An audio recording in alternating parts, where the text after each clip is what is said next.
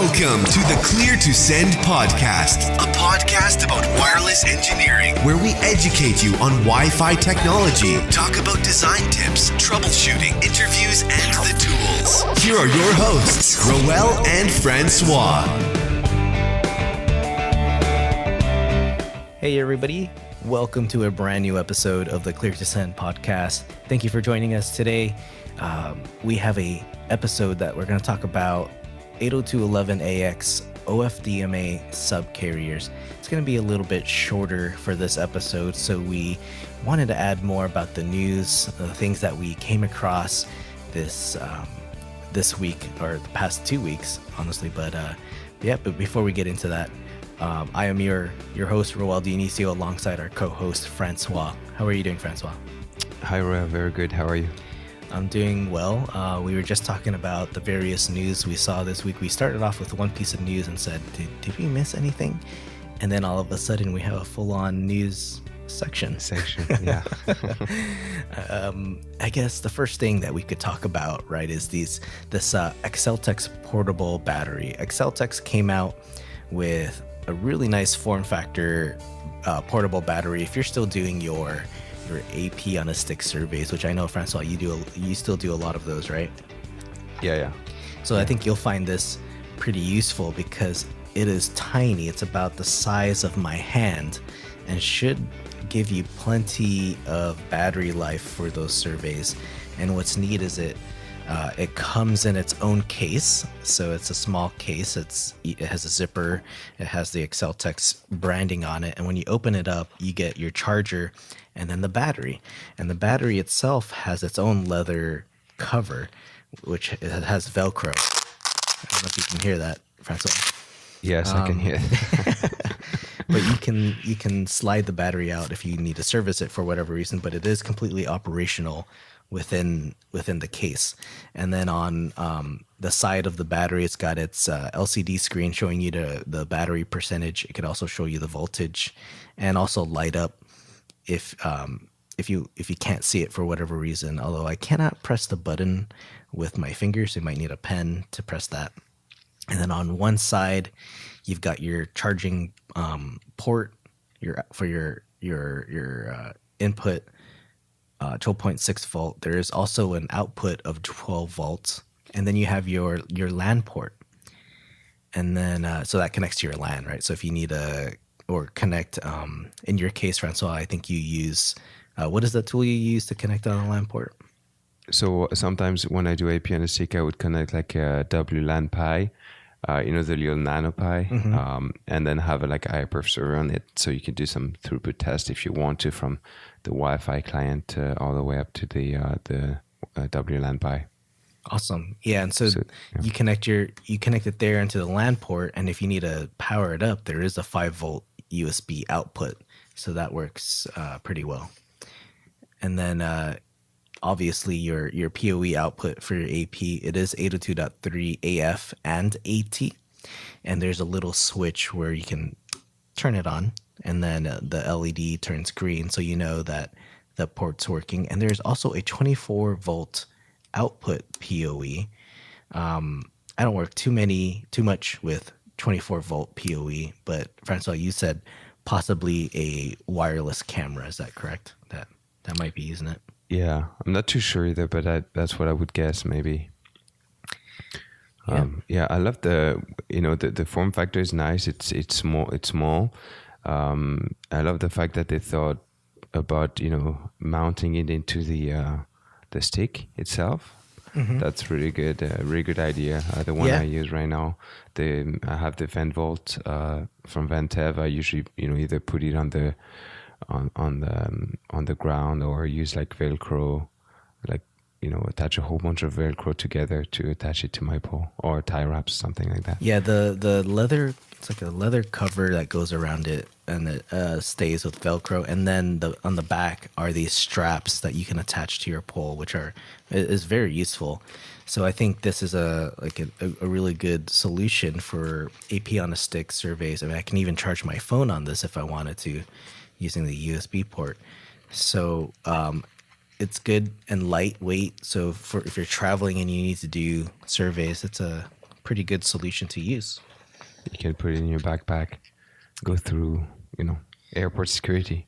Hopefully. Yeah. So I'm sure they made sure. Yeah, it should work. And so what we'll do is we'll include a link in the show notes to the ExcelTech shop, and then include some pictures as well for you to look at. I mean, this ExcelTech shop has some pictures, and currently I think that sells in US for US dollars $299. So it's pretty affordable. And if you go on their website, they have a list of compatible APs. I wonder if they tested each and every one of them. That would be fun. That's a like long list of APs. They must have I mean, I wouldn't be surprised if they had those, if they have to make antennas for those APs as well. I mean, yeah, it goes from 8-trend to Zebra. So, and you have the wide range of vendors there. So, yeah, and who knows? Maybe I can do a test with the APs I have, side by side comparison of the Ventev and the ExcelTech, and see which one lasts longer on a 3700 or something. Yeah. Not that that's really a great test, but just fun to see, I guess. Put a live video, you can just sit there and watch it. YouTube live. Yeah, well, let's watch the batteries. So that's the ExcelTech portable battery. We'll add a link and you can check it out. All right. So the second piece of news, the FCC made an announcement, interesting announcement this week. They said they would release some more spectrum for future use in the 95 gigahertz to 3 terahertz spectrum space. That's a big chunk of spectrum. Yeah, and very high frequencies too. Super high frequency, and it's called the Spectrum Horizons First Report and Order. It's for experimental purposes for innovators and entrepreneurs, but they'll be assigned a 10-year, up to 10-year license to use this spectrum. But we're talking really small millimeter or sub-millimeter frequencies, so that's kind of crazy. Yeah, from a physics standpoint, you just wonder how, the type of range you get on those systems, or how they're going to make it work. Yeah, that because I know even at 60 and 70 gigahertz, which I have used some equipment on that frequency, you can't go that far. And oxygen and in the environment will definitely play a factor. Even going through a leaf will affect your signal. Yeah. So that's interesting to see. We'll see what comes out of that. I don't think there's nothing other than the FCC making that announcement with an official release saying that they're going to work on opening up that spectrum. So it's not available yet, but they will have people apply for spectrum, I guess. So we'll see what kind of innovation comes in the future. And I think it was targeting the next. They're already thinking about 6G and 7G or whatever else comes down the line. Wi-Fi 7, Wi-Fi 8. Yeah, because Wi-Fi 6 is better than 5G, right? So if they come up with 6G, we're gonna have to come up with Wi-Fi 7. Yeah. We can't stay behind, right? Just no G. Remove the G. So we'll include a link to the actual FCC announcement or news that they released in PDF, and you guys can take a look at that. I think the good news here is that they're being a little bit proactive, and they're already thinking about the future. When I read some documents, sometimes official documents like that, they're saying that when they're studying spectrum, they're saying that we're not too sure because right now no manufacturers are producing devices operating in these bands. And then when you talk to manufacturers, they're like, yeah, but it's not allowed. So how are we supposed to produce devices that operate in these frequencies? And it's kind of like the chicken egg issue. So it's nice that when the FCC and the institutions are taking the responsibility and being proactive, so everything else can follow along. Yep. And I think being maybe proactive about it, since it does take a long time for them to come up with anything. official, like if we're looking at 6 gigahertz, right? How long is it going to take us to see that? I mean, if you guys have seen the presentations done by Chuck from Aruba, you'll notice that the timeline is a pretty long timeline. So it takes a while, and we also already have incumbent people in the 6 gigahertz frequencies, but with this higher frequency, who knows what the possibilities are with sub-millimeter. Maybe it'll be in the home that we'll be able to use it, but I guess that's why they're opening it up for experimental purposes. All right, so the next piece of news, this was pretty big, was Juniper having the acquisition of Mist Systems. And if you know who Mist Systems is, hopefully you do. They're the ones in the space doing access points and BLE. That's just what they were focusing on, but their big focus was with AI and machine learning. And so Juniper made the acquisition because they said it made sense with their portfolio as well. They had an AI initiative, and I guess acquiring Mist fills that initiative. And we've seen Juniper acquire a wireless vendor before, but I think this is actually a much better fit for them, and it complements what they have in their product line, right? They had a switching product line, they got firewalls, data center switches, and all they were really missing was a good wireless solution. And so this actually puts Mist in a good position because now they have a much bigger reach worldwide using Juniper's presence. Yeah, and I think they already had like a partnership before Juniper acquired Mist. Yeah, that's right. So they were already working together, and because I think they have the similar view on programming the network using APIs and such. So they had a common philosophy. So hopefully it's a good match. Yeah, hopefully they let them operate as Mist for as long as possible. The way I was looking at it was viewing it as when Aruba Networks got acquired, right? So Aruba Networks still operates as Aruba Networks. HPE hasn't, well, maybe we are starting to see changes, but HPE hasn't made big changes to where am I trying to go with this? To me, it made it look like Aruba Networks acquired HPE, right? I think HPE got the biggest benefit out of it. And I think this one may be similar where Juniper is acquiring a really good company, a really good solution that will just make their products better. And I think combining those two, especially with what Mist has been doing, kind of makes sense. And so it'll be interesting to see how this plays out in the long run. I think this may get Juniper into many other organizations because Mist was starting to make their presence into a lot of big companies. Yeah, and I see Mist as a future-proof solution. I think it's kind of like what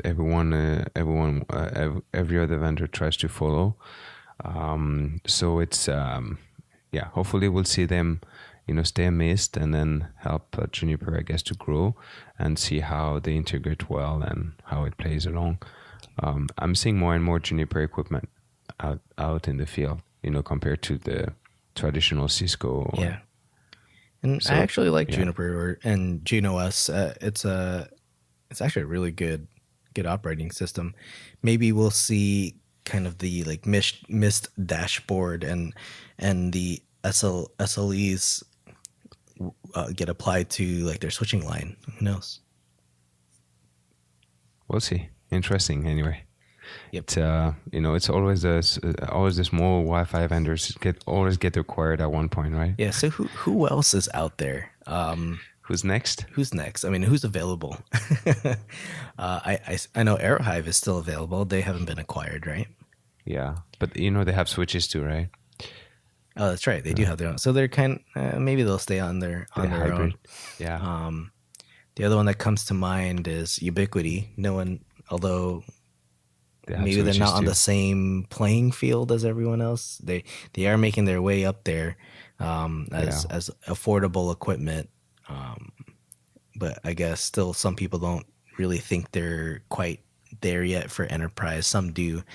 And I think a lot more people are installing their equipment, right? You're seeing a lot more Ubiquity APs. They have their own firewalls, although I've used their firewalls before. They're just not as feature rich as other firewalls that are out there, but they are much lower in cost, so it's affordable for even the smaller businesses. Well, we'll see. Are you starting a new wireless companies in your garage next to your podcast table? No way. There's no. My table's a mess right now. There's nothing that's an antenna on here, except for my laptop. All right. So as we know, Cisco Live is coming up pretty soon in June. I wrote up an article, an attendee guide to Cisco Live 2019. And so it does talk about Cisco Live, but I also talk about San Diego because that's where it's going to be located at this year.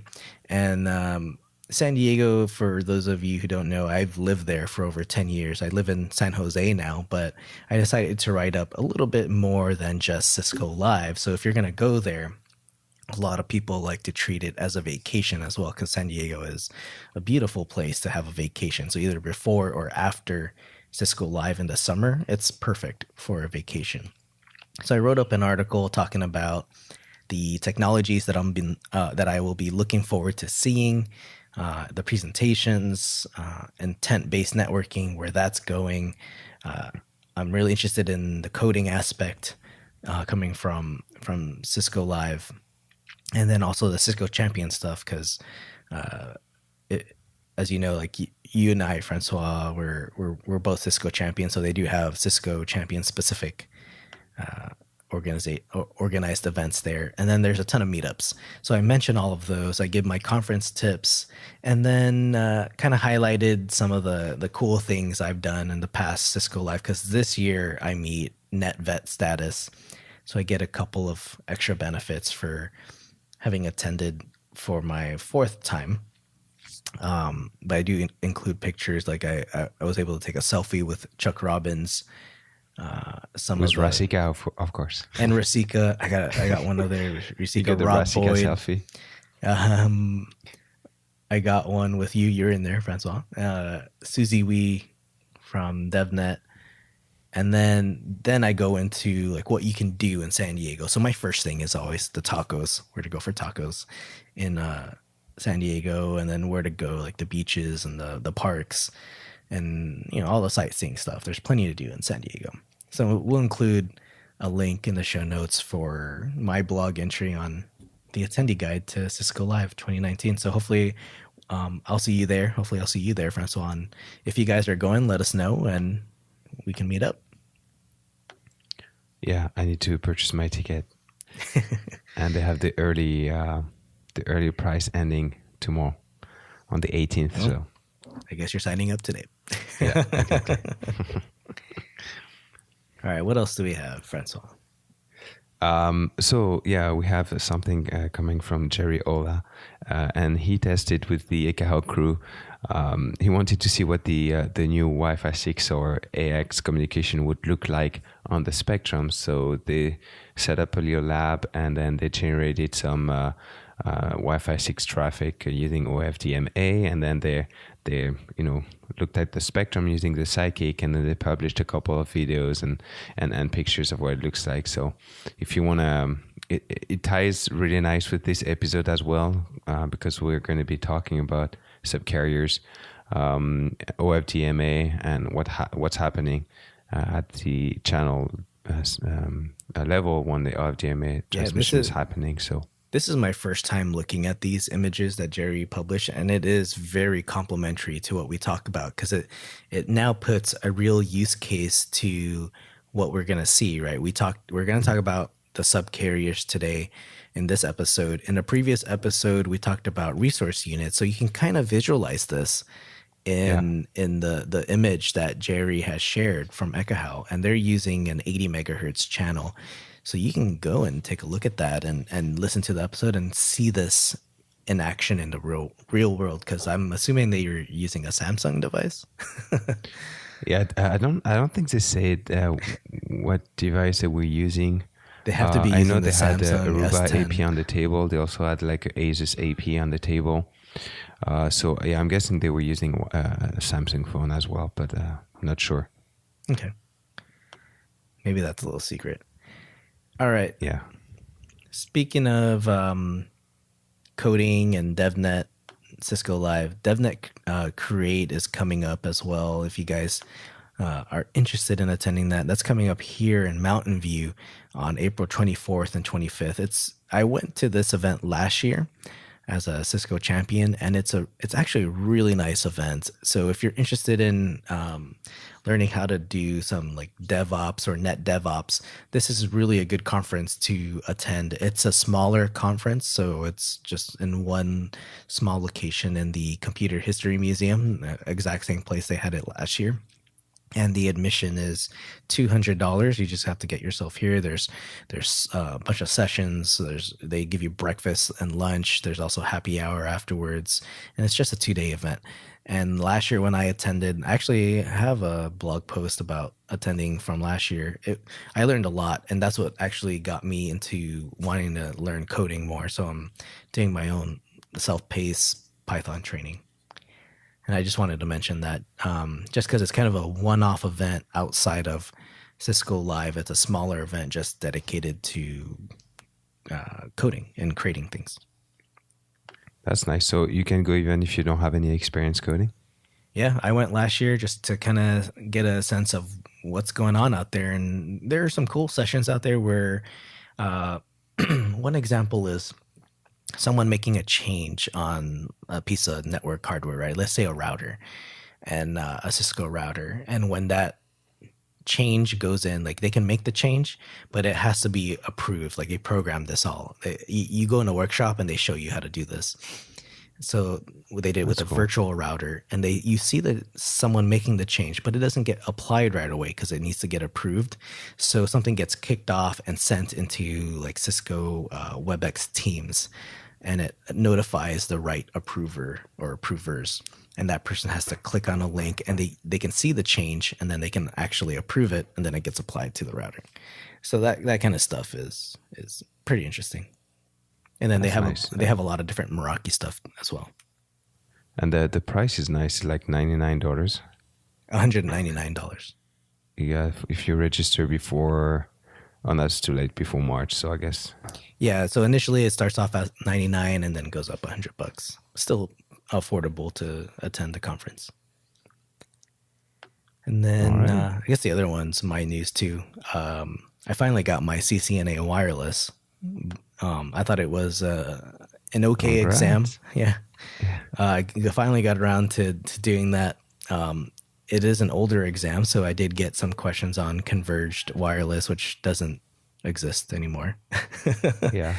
So I had to like draw that up from my history of briefly working with converged wireless, and it wasn't too bad. So now debating if I should even take another certification, but I want to tackle some Python coding first. Maybe you can find some Python certification or challenges. Some online stuff, probably. Yeah. All right, and then our last bit of news. I'll let you announce it, François. Yeah. So Meraki announced their new 11AX access points. So if you go on their website and you look at their, a product, you can see a new tab, and it's like the what's new tab. And then you can see that they're announcing their AX access points. And they do have one that's interesting, the MR55 with supporting 8x8 8 streams, multi-user MIMO plus OFDMA. So that's interesting. We'll see how it plays along. And they also have another model called the MR45, which will be 4 streams, multi-user MIMO, OFDMA. And they changed a little bit the design of the access points. It looks like an oval access point now. I called it the rugby ball access point. It kind of bulges on the side. Yeah, or a bullet. Yeah, I don't know. It wasn't much of an announcement. It was really quiet. If you just happen to be on the Meraki product page, it's there, and it just says high efficiency wireless, next gen, right? And then they include all the specs. The MR55 has a 5 gig Ethernet port. The MR45 has a 2.5 gig multi-gig Ethernet port, and that kind of aligns with their switch announcement that they made earlier, because they're trying to have you future-proof your network. Yeah, I wonder if, and then talking about PoE, those access points would be working at either to that 380. I wonder if that's even enough for these access points. If you want to go full on 8 streams. Yeah, that's we'd have to we should dive into that and see, and actually correlate that with their switch announcement, and see if you actually need more power. Because the way that Meraki does power is very different from Cisco. You could oversubscribe the PoE on the switches. Not that I recommend doing that, but they allow you to. Yeah, I think with these new access points becoming even more powerful, and I think we're gonna have to pay more attention to PoE, just to make sure we don't have any issues powering those APs. Yeah, exactly. Well, take a look at that, guys. Let us know what you think about those Meraki APs. Hopefully Cisco comes out with the Cisco version, the other Cisco AP, pretty soon. Yeah. Well, we already know. It's coming. It's coming, and we just don't know when. Yeah. All right, why don't you take us into OFDMA subcarriers? Honestly, you did most of the work on this, and I'm still trying to wrap my brain around subcarriers, but it is very different from what we've traditionally seen, right? I guess we can compare this to 11AC, since that's the last amendment there. Yeah. So a couple of episodes back, we talked about the resource units. So resource units was pretty much how we're going to divide our channels into baby channels. That's how David Coleman called them, or sub-channels. But if we look deeper into those baby channels, we actually have different subcarriers, multiple subcarriers. So exactly like what we used to have, or what we have today with OFDM. And we wanted to explain, the differences between OFDM that we use today with AC, and then OFDMA that we'll be using with AX, and explain, why they decided to make those changes, and go through the different type of subcarriers they use, where they use it, and how it's going to play along with the the different channel width. So you can get all of this data in the drafts. We'll probably share the section of the drafts you can read if you want to know, all the details. And we're just going to recap. Reading it. Yeah. The reading portion is a good snoozer. yeah, it's a good snoozer. You definitely need a pen to annotate your readings. Oh, I thought you were going to say to poke yourself to stay awake. Well, use some good music. That should work. But it's a lot of good data in there to really understand the subcarriers, and understanding the difference between 11AX and the previous PHYs, right? And because moving forward, we're gonna think of this as the way you think about this is very different. And I would encourage you guys to look at the show notes and look at the diagrams and pictures we added, because it's way easier to follow along if you have the pictures. So 2 main difference between OFDMA that we use today and OFDM that we use today and OFDMA. First one is the number and size of the subcarriers. So they decided to multiply by 4 the number of subcarriers we would use on our 20 megahertz channel. So we have 64 right now, and in OFDM, and they're 312.5 kilohertz wide. So because they wanted to multiply it by 4, they had to reduce the size by 4, which makes sense. So now we have 4 times more subcarriers. We have 256 subcarriers over our 20 megahertz wide channels, and they're each 78.125 kilohertz wide. So we have more subcarriers, and they're just smaller, 4 times smaller. Yeah. So that's the first change. And the second change is the symbol duration has been increased 4 times.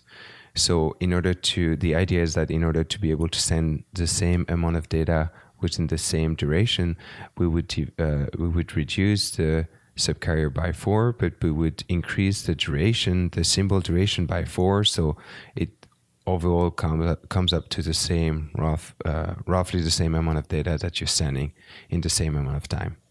We'll see that it's actually more because we're going to make better use of the spectrum, but that was the initial idea.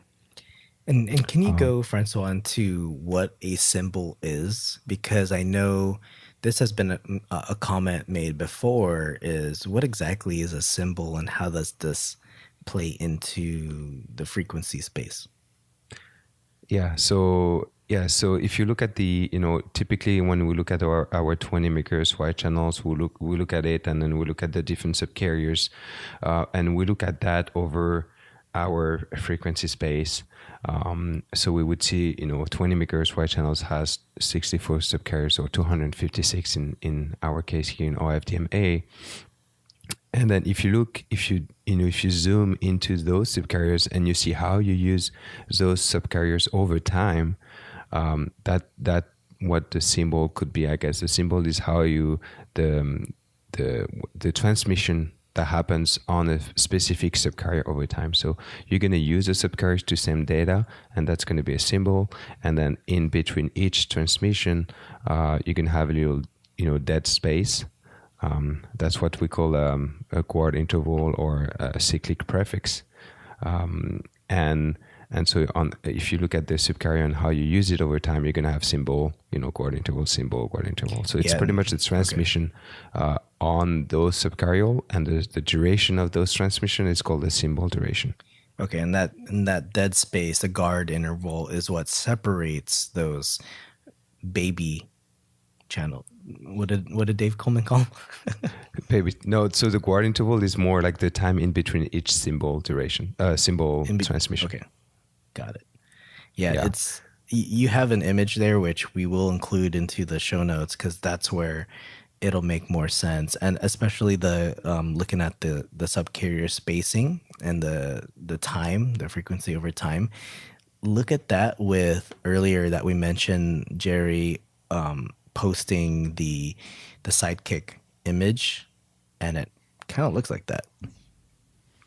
Yeah, and you have if we go back to the symbol duration, so how you use those subcarriers over time, we used to have a duration of 3.2 microsecond, right? So you would use the subcarrier for 3.2 microseconds, and then remember we have the guard interval, 2 different guard intervals, 800 nanoseconds or 400 nanoseconds for the short guard interval. So that would be the time of the time that you don't use the subcarrier for, and then you start a new symbol. And those little guard intervals were just there so we could identify the different symbols, and they would not overlap in time, right? So when you receive them. And so we were using a symbol duration of 3.2, and then they multiplied by 4. So now the new symbol duration is 12.8 microseconds. So we have narrower subcarriers, but we're going to use them for a longer amount of time when we transmit on it. Yeah, so it's a longer short guard, or like our short guard interval, and our the guard interval is just changed to a longer duration. Yeah, so we're going to talk about that as well, because that's one of the improvement of OFDMA and how we handle those transmissions. Okay. So those advantages, right? Yeah. So that's two main difference. So we multiply the number of subcarrier by 4, and then we increase the symbol duration by 4. So now, what would be the advantage of doing that, right? Why didn't we just stay with the number of subcarriers we had before with OFDM? What did we have to change it? Mm-hmm. So if we go back to the original goal of AX, remember the goal was to make the transmission more efficient. Right? How can we gain some efficiency? How can we use the spectrum we have, the airtime we have more efficiently? So if we go back to that principle, that's pretty much the reason why they went with the changes they did here. So having smaller subchannels, right? Each subchannel requires at least one, or most of the time 2 pilot subcarriers. So if you look at your different channels, you're always going to have 2 pilots, and this is just used to align the communications, right? Mm-hmm. Now that we have baby channels, right? So sub-channels with OFDMA, we're going to have 2 pilots per baby channels. Okay. And so here the idea is to say, okay, because you have more subcarriers, the percentage of pilots will be so you have more subcarriers. The number of pilots is always 2, but because you have more pilots, the percentage of pilot subcarriers will be lower than if you had more subcarriers. Okay. So this means that we increase the number of subcarriers, but the number of pilots stays 2 per channel, right? So in percentage, we pretty much reduced the percentage of pilot subcarriers we're using. Okay, does that make sense? Yeah. Yeah. More carriers, subcarriers for data. Yeah, so you have more, exactly. So you're using more frequency for data subcarriers. So eventually you use more frequency to send data. Mm-hmm. So that was one of the advantages. Second one is it's kind of the same, but talking about the quad interval. Quad interval, that's the one you don't use on both sides of your overall channel to kind of isolate your channel from one another. Mm-hmm. And those number of subcarriers pretty much stayed the same between OFDM and OFDMA, so say 5 and 6. But because now you have many more subcarriers, the percentage of quad and null subcarriers is much lower than in OFDM. Okay. So here I did a little calculation to get the exact number.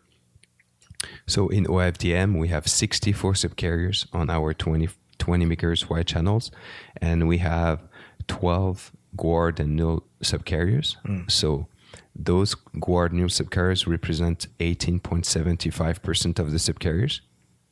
So there's 18.75% of the spectrum that we don't use. Mm-hmm. With OFDMA, now we multiplied the number of subcarriers by 4, so we now have 256, and we have overall 22 guard and null subcarriers. Okay. Right, so we went from 12 to 22. So here you can clearly see that we didn't multiply it by 4. So in terms of percentage, we only have 8.5% of the so more spectrum available to actually use versus the unusable ones. Exactly. So more frequency to use to send data, and you just reduce the frequency, the dead frequency you wouldn't use, the overhead, by 10%. So 18.75 goes down to 8.5.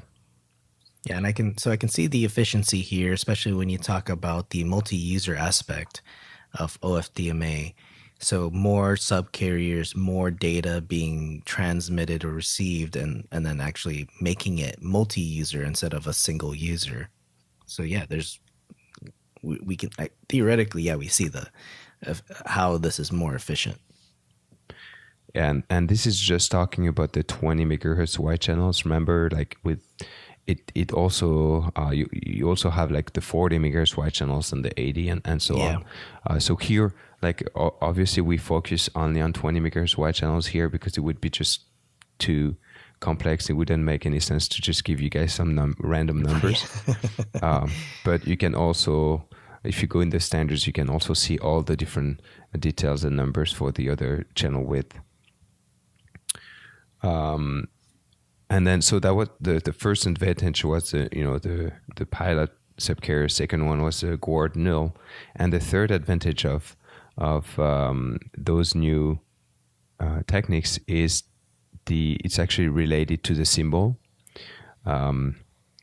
So we have a longer symbol now, but it doesn't mean we have to. So we increased our symbol size by 4, but it doesn't mean we have to increase our cyclic prefix or our Guard interval by 4 as well, right? We don't necessarily need to.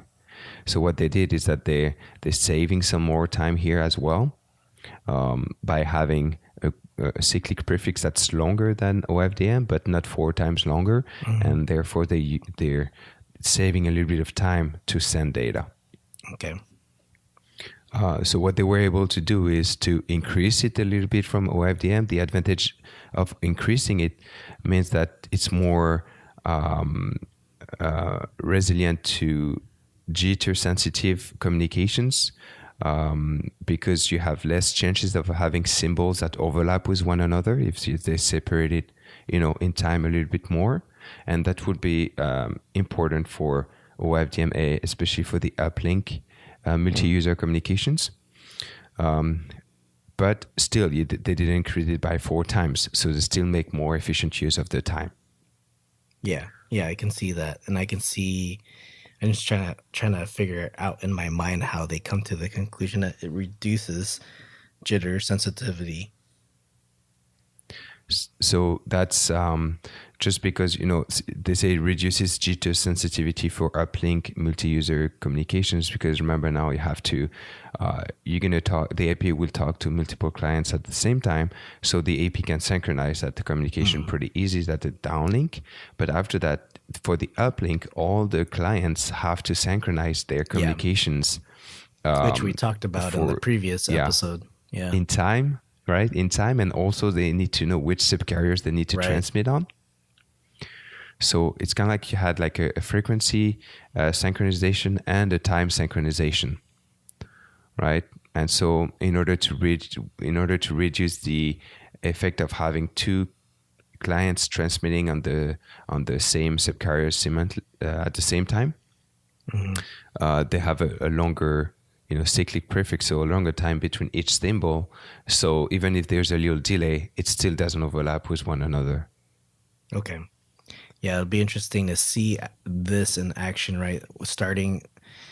I keep going back to the image that Jerry shared, and I'm looking at the spectrum and how that OFDMA looks, and I'm curious how this even will be in a mixed environment, right? Because right now we're speaking in terms of a greenfield 11AX environment. So it'll be interesting to see how this all kind of works together with the rest of your AC and G, hopefully stops at G clients, but yeah. So I guess what I'm expecting to see would be just normal OFDM communications when it's not AX clients, and then OFDMA communications when it's AX clients. Yeah, there's just so much of like having to switch between, and it's you go, okay, here's your 11AX clients, let's switch to this method. Now we got our AC clients, let's go to this method, and it's like the AP is constantly having to switch between, have to work with a neighboring AP that on the same channel, but using anything prior to 11AX. Yeah, it would just depend on the transmit operator and who gets to talk, right? Because we're still gonna have to. The clients will still gonna have to go, through the DCF process to get a transmit opportunity. Yeah, which makes the synchronization, because I always think back to the synchronization and how that happens so quickly. Yeah. So I think that would happen within one AX transmit opportunity, and the API will just make sure with the trigger frames we explained the other days, make sure that everyone can answer at the same time on the proper subcarriers or resource units. Yeah. All right. Does it make more sense? It is. It's starting to make sense. I think it just makes more sense for me once I start using it. So I think, we could just summarize it by saying that they refined the how they use the channel, so it's a little bit more efficient. Maybe we could compare it to like a TV using more pixels.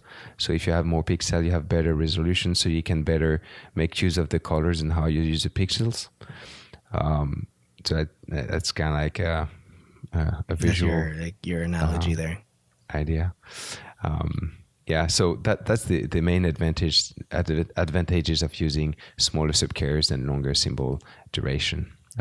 Now, if we go back to our resource units, so resource units, it's a smaller channels and it's a group of subcarriers, pretty much, right? So if we zoom on a specific resource unit, we're going to see a set of subcarriers. The smaller resource unit we can use in AX will be composed of 26 subcarriers. Yep. And you guys can go on the show notes and you'll see what we talk about. We represented what a 20 megahertz wide channel would look like if it was divided in 9 resource units, which is pretty much the smallest you can go. And you'll see how those resource units are represented and what type of subcarriers they have. Yeah, and I think you put together a good visualization. So what we'll do is we'll zoom in on maybe 1 or 2 resource units, and you can see the different subcarriers, and then add a link to the whole, the full image, because it has 9 resource units there with a lot of subcarriers, right? It'll be a little bit harder to see, but you can then see it in the full picture. 20 megahertz channel divided into 9 resource units and then further subdivided into the subcarriers. Yeah. And this leads us to talk about the type of subcarrier you have, right? We talked about a little bit about different type of subcarriers, and I feel like they introduced a couple new types in AX. So if we take our 20 megahertz channels, we now have 256 subcarriers, and the different type of subcarriers you'll find is first will be the data subcarrier. Sorry, so that's the actual subcarriers you'll use to send data on. Then you will have the pilot subcarriers. So pilot subcarriers, like we said earlier, you're going to have 2 per resource unit at least to synchronize the communications.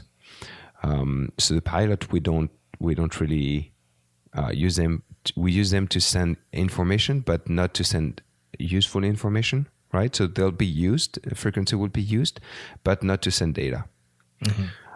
And then we have 3 other subcarriers, which are not used. Sorry. So you will not be used to send communications, but they're just used to isolate, I guess, communications, right? The first one is called DC subcarrier, and DC stands for direct current, and this is pretty much the center frequency of your channel, and we'll have a few subcarriers, few DC subcarriers in the center of the channels never used. Yeah. So it will look like your channel is, if you look on the spectrum, it will actually look like the channel is separated in 2. Because there is like a subset of subcarriers that are not used in the middle. It used to be only 1 subcarrier with OFDM, but now with OFDMA, depending on your channel width and how you divide it with your resource units, it can range from 3 to 7. So that's the first one, the DC subcarriers, the one that doesn't carry data. And then we have the null subcarrier.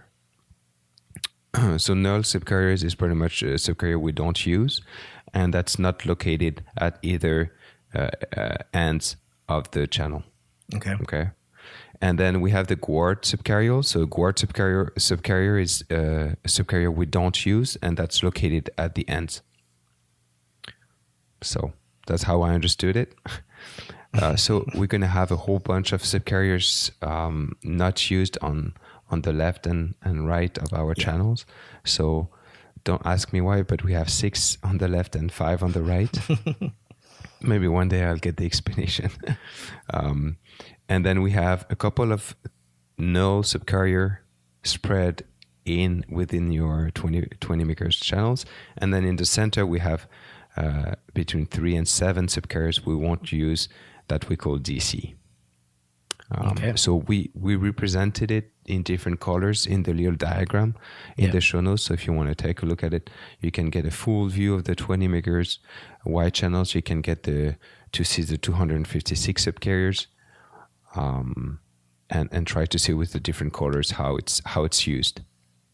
Yeah, it's a really good image that you created. All the colors outline which subcarriers, where are they? And so I think it's great to have this as you're listening to this episode, just to get an idea of what exactly we're talking about, because the visualizations is actually going to play a big role in understanding this. And so the work we did is only going through the standard, trying to understand how the subcarriers will be used over 20 megahertz wide channels, but we did the work only for a 20 megahertz wide channel that would be divided in 9 resource units. And as we said before, you could divide those 20 megahertz into different resource units, different size of resource units, and so on. So if you want to get the full details, there's a table. We'll include the diagram they actually have in the draft that explains how the subcarriers will be used and how many you'll have in each scenarios. We also have a very useful table that we got from a document that was created by Aruba. It's actually a very good document explaining explaining AX.